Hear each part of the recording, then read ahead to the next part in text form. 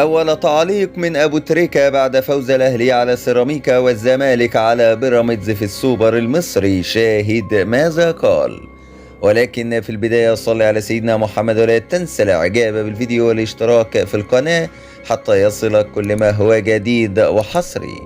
علق النجم المصري محمد أبو تريكة على فوز الأهلي على سيراميكا كليوباترا وفوز الزمالك على بيراميدز وتأهل الفريقين لنهائي السوبر المصري في الإمارات، وأدلى بتصريحات صحفية خاصة نقلتها الإذاعة القطرية منذ قليل فاجأ بها الجميع.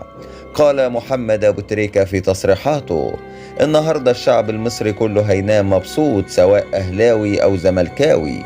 أنا عن نفسي اتفرجت على الماتشين وكنت مستمتع جدا بالفرق المصرية، لكن عندي تحفظ شديد بعد اللي شفته في مباراة الزمالك وبيراميدز.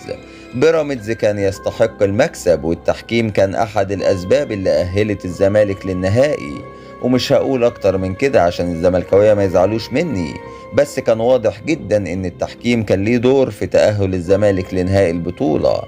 أما بالنسبة للأهلي، كولر النهاردة بدأ بتشكيل غريب وعجيب من وجهة نظري ومن وجهة نظر الدنيا كلها. بصراحة كان في مغامرة كبيرة من كولر، وكان ممكن الأهلي يخسر النهاردة من سيراميكا اللي عمل مباراة كبيرة جدا قدام النادي الأهلي بقيادة كابتن أيمن الرمادي اللي بوجه له التحية والتقدير على الأداء اللي قدمه النهاردة أمام النادي الأهلي.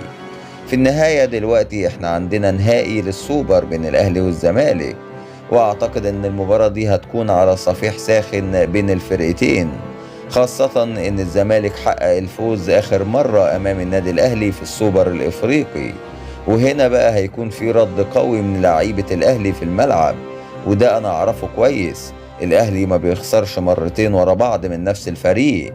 هذا ما قاله ابو تريكة عبر الاذاعة القطرية منذ قليل.